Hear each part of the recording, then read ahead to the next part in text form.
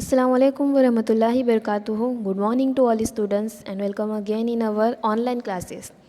History के chapter number 9 में हमने लास्ट सेशन तक के जलियांवाला बाग का कत्लेआम, उसके बाद खिलाफत और अदम ताउन की तहरीकात, इनकलाबियों का किरदार, इन चीज़ों को समझा कि किस तरह से भारत को आज़ादी हासिल करवाने के लिए लोगों ने अलग अलग तरीके से अपनी कोशिशें जारी रखी थी। इसी के सिलसिले में अब हम नेक्स्ट टॉपिक की ओर बढ़ते हैं, जो है साइमन कमीशन और हिंदुस्तान की आवाम के तासुरात। साइमन कमीशन, अंग्रेज़ सरकार ने इंडियन स्टैट्यूटरी कमीशन कायम किया, जो साइमन कमीशन के नाम से जाना जाता है। साइमन उस कमेटी का एक सदर था। एक साइमन कमीशन बैठाया गया, साइमन कमीशन बनाया गया था, जिसमें कुछ मेंबरान थे, जिसका जो मेन मेंबर था वो उनका नाम था साइमन। उसका मकसद भारत में दस्तूरी इस्लाहात करना था। जो कमीशन बैठाया गया था, कमीशन बनाया गया था, उनका मेन मकसद दस्तूरी इस्लाहात, आइन में सुधारा करना था। लेकिन साइमन कमीशन के जो तमाम मेंबरान थे वो अंग्रेज़ थे। साइमन कमीशन में लगभग 7 मेंबर थे और 7 मेंबर अंग्रेज़ थे, एक भी हिंदुस्तानी नहीं था। इसी वजह से हिंदुस्तानियों ने इस कमीशन की मुखालिफत की, क्योंकि हिंदुस्तानियों ने कहा कि खुद इख्तियारी हुकूमत स्वराज के जायज़ होने या नाजायज़ होने का फ़ैसला सिर्फ गोरे लोग किस तरह से कर सकते हैं। इसकी वजह से हिंदुस्तानियों की इज़्ज़त और नफ्स को ठेस पहुँची, क्योंकि साइमन कमीशन के तमाम ही मेंबर अंग्रेज़ थे और वो हिंदुस्तानियों के आज़ादी के लिए दस्तूरी इस्लाहात कर रहे थे, जो हिंदुस्तानियों को ज़रा भी मंजूर नहीं था। इसीलिए इसकी सख्त मुखालिफत की गई। साइमन कमीशन की बहुत ज़्यादा मुखालिफत की गई। Simon commission go back, Simon commission वापस जाओ, इस तरह से नारे लगाकर रैलियाँ निकाल कर इसकी मुखालिफत की गई। मुस्लिम लीग, हिंदू महासभा, सिख वफ़द कमेटी ने इसकी मुखालिफत की। जैसे ही कमीशन मुंबई पहुंचा, हड़तालों की शुरुआत हो गई। साइमन गो बैक, साइमन वापस जाओ के नारों से इसकी मुखालिफत की गई। गांधी जी भी ये ख्याल करते थे कि साइमन कमीशन की मुखालिफत से अवाम इनकलाब के लिए तैयार है, और इस तौर पर उन्होंने अपनी दूसरी अहम तरीन तहरीक की शुरुआत की। जी हाँ, साइमन कमीशन की मुखालिफत के बाद ज़्यादातर लोग जो थे वो आज़ादी के लिए कुछ भी करने के लिए तैयार थे। इसीलिए गांधी जी ने साइमन कमीशन की मुखालिफत के साथ ही एक नई तहरीक की शुरुआत की। साथ ही साथ आपको यहाँ पे याद रखना है, सेक्शन सी में आपका सवाल आता है कि साइमन कमीशन की मुखालिफत क्यों की गई थी।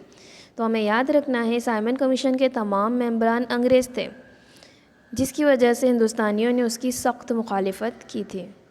हिंदुस्तानियों ने कहा कि खुद इख्तियारी हुकूमत के जायज़ होने या नाजायज़ होने का फ़ैसला सिर्फ गोरे लोग किस तरह से कर सकते हैं।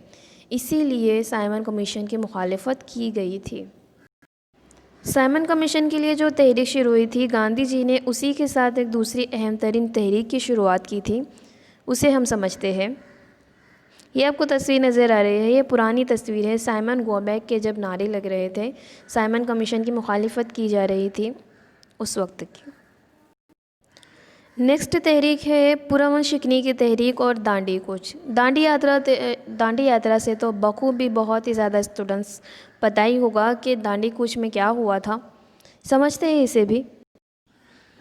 अवाम के जज्बात की कद्र करके महात्मा गांधी जी एक अजीम इनकलाब की तरफ रवा हुए थे। दिसंबर 1929 में लाहौर के मुकाम पर कांग्रेस का एक इजलास मुनक़द हुआ, यानी कि एक मीटिंग बैठाई गई। उस मीटिंग का कांग्रेस ने मुकम्मल खुद इख्तियारी हुकूमत को हासिल करना अपना नस्बुल ऐन करार दिया और 26 जनवरी 1930 को यौम जमहूरिया मनाया गया। इससे कबल 31 दिसंबर 1929 में लाहौर के मुकाम पर आज़ाद भारत का मंजूर शुदा एक तिरंगा झंडा लहराया गया।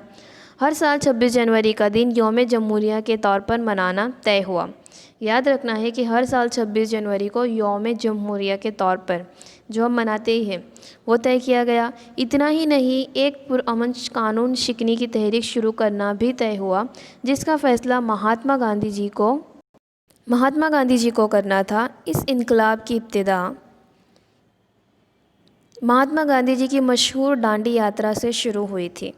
उन्होंने 12 मार्च 1930 के दिन, अंडरलाइन कीजिए पेज नंबर 74 पर, 12 मार्च 1930 के दिन अहमदाबाद से अपने 78 साथियों के साथ 375 किलोमीटर दूर भगवा दांडी जाकर ब्रिटिश कानून को तोड़ना तय किया।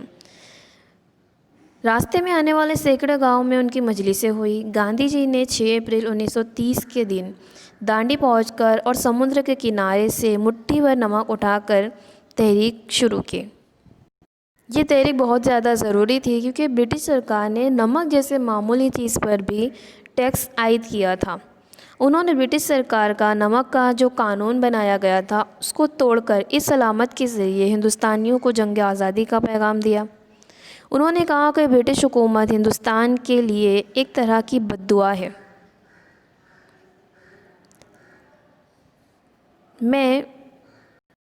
गांधी जी ने कहा कि मैं इस तर्ज़ हुकूमत को ख़त्म कर देने का इरादा रखता हूँ।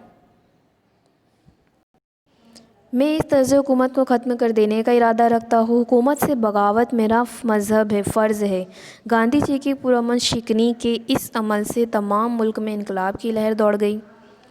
महाराष्ट्र, कर्नाटक, मध्य प्रदेश, मशरक़ी हिंदुस्तान की आवाम ने जंगल और चौकीदारी कानून तोड़े। हड़ताल, मुजाहरे, गैर मुल्की कपड़ों की बाइकाट जैसे अहम काम आवाम ने किए। लाखों हिंदुस्तानियों ने इस सत्याग्रह में शरीक हुए। किसानों ने टैक्स की अदायगी से इनकार कर दिया। हज़ारों औरतों ने इस सत्याग्रह में हिस्सा लेकर बदीसी कपड़ों और शराबों की दुकानों पर पैकेटिंग की। इस तरह से गांधी जी ने सिर्फ 78 साथियों के साथ अहमदाबाद से तहरीक शुरू की और कई लोग इसमें जुड़ गए और भारत को आज़ादी दिलाने के लिए चल पड़े। इस तरह से 12 मार्च 1930 को ये शुरू हुई और 6 अप्रैल 1930 तक के ये तहरीक चली। ये तहरीक ठेठ भारत के शिमाल मगरबी हिस्से तक पहुंच चुकी थी। सरहद के गांधी जी के तौर पर मशहूर मारूफ अब्दुल गफ्फार खां की रहनुमाई में खुदाई खिदमतगार नाम की तंजीम की बुनियाद रखी गई। ये जो आपको नज़र आ रहा है वो है खान अब्दुल गफ्फार खां। इन्हें दूसरे गांधी जी के तौर पर भी कहा जाता था क्योंकि इनके काम करने के तरीके से गांधी जी से बहुत ही ज़्यादा मिलते थे। ये गांधी जी से बहुत ज़्यादा इंस्पायर हुए थे और खुदाई खिदमतगार की नाम की एक तंजीम की बुनियाद भी रखी गई थी। वो लाल कमीज़ वाले कहलाए। वो गैर तशद्दुद सत्याग्रह तस्लीम करते थे। एक अहम तरीन वाक़या बन चुकी थी अहिंसा तशद्दुद एक अहम तरीन वाक़या बन चुकी थी।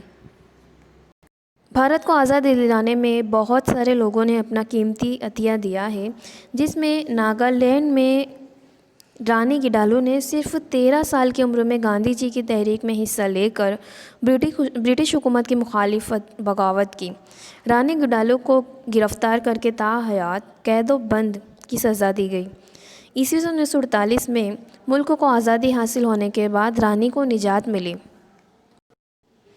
इस तरह से सिर्फ 13 साल की उम्र में ये जो आपको तस्वीर नज़र आ रही है रानी गिडालू जी की, इन्होंने ब्रिटिश हुकूमत की मुखालिफत की और इन्हें ताहयात क़ैदोबंद की सज़ा मिली थी। लेकिन 1947 में जब देश भारत आज़ाद हुआ तो इन्हें आज़ादी मिल गई थी। जवाहरलाल नेहरू ने लिखा कि एक दिन ऐसा आएगा कि भारत उसे याद करेगा और उसका एहसास करेगा। अंग्रेज़ सरकार ने इनकलाबियों पर खौफनाक मुज़ालिम ढाए। गांधी जी के साथ 90,000 से ज़्यादा इनकलाबियों को गिरफ़्तार किया गया। कांग्रेस पर पाबंदी आयद की गई, खबरों पर पाबंदी आयद की गई। तकरीबन 110 आदमियों को गोलियों से मारा गया। उसके बाद में लंदन में गोल मेज़ी कॉन्फ्रेंस मुनक़्क़द की गई। इसका मकसद साइमन कमीशन की रिपोर्ट पर ख्याल आराई करना था, लेकिन कांग्रेस ने इसकी मुखालिफत की। बिलाखिर वायसराय अरविंद और गांधी जी के दरमियान 1931 में एक मुआहदा हुआ और गांधी जी ने पुरअमन शिकनी की तहरीक रोक ली। दूसरी गोलमेज़ कॉन्फ्रेंस में हिस्सा लेने के लिए गांधी जी लंदन गए, लेकिन गांधी जी के मुतालबात सरकारें कबूल नहीं किए। गांधी जी जो इस्लाही सुधारा करना चाहते थे वो मुतालबात उनके कबूल नहीं किए गए। भारत को लोगों को किस तरह का हक़ ना मिलने पर गांधी जी वापस हिंदुस्तान आए। फिर एक बार तहरीक शुरू की गई। शिमाली हिंदुस्तान में जवाहरलाल नेहरू ने इस तहरीक की रहनुमाई की। दोबारा सरकार का जुल्म शुरू हुआ। आहिस्ता आहिस्ता तहरीक भी धीमे पड़ गई। इस तरह से अप डाउन होकर, लेकिन लोगों ने तहरीक पूरी तरह से बंद नहीं की थी।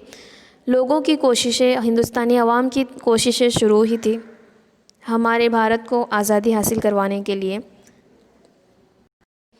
नेक्स्ट टॉपिक है नमक सत्याग्रह। दांडी के साथ साथ नमक सत्याग्रह मुल्क के दीगर इलाकों में शुरू हो चुका था। जिस तरह से दांडी पहुंचकर नमक का कानून तोड़ा गया, इस तरह से दूसरे इलाकों में भी ये सिलसिला शुरू हो चुका था। गुजरात में धरासना के मुकाम पर गांधी जी ने सत्याग्रह करने का ऐलान किया। उनकी गिरफ्तारी 5 मई 1930 होने के सबब नमक सत्याग्रह की रहनुमाई अब्बास तैयब जी को मिली। उनको भी गिरफ्तार होने की वजह से आखिरकार सरोजिनी नायडू ने नमक सत्याग्रह की रहनुमाई की। यहाँ पे याद रखना है कि नमक सत्याग्रह के तहरीक को रोका नहीं गया। रहनुमाई अलग अलग इंसानों ने संभाली, लेकिन ये सिलसिला शुरू था। धरासना के अलावा स्वराज क्रांति वडिला के मुकाम पर भी नमक सत्याग्रह किया गया। शिमाली हिंद और बिहार में कई इलाकों में लोगों ने अपने घर पर ही नमक बनाकर नमक कानून की सख्त मुखालिफत की। तो इस तरह से अलग अलग तहरीकों को धीरे धीरे आगे जैसे बढ़ते गए, वैसे वैसे भारत के आज़ादी के रास्ते खुलते गए। यहाँ तक कि हमने पढ़ा कि जलियांवाला बाग का कत्लेआम किस तरह से हुआ था, किस तरह से लोगों में एक जोश, एक बेदारी आई थी कि अब हमें किसी भी तरह से भारत को आज़ाद करवाना ही है। आगे हम पढ़ेंगे 1942 में हुई हिंद छोड़ो तहरीक, जो तहरीक के बाद भारत में बहुत ही ज़्यादा ख़ास चेंजेस हुए, उसे हम नेक्स्ट सेशन में पढ़ेंगे। इस सेशन को, वीडियो को अगेन देखिए, जितने भी इम्पोर्टेंट्स पॉइंट है उन्हें नोट डाउन कीजिए। Thank you.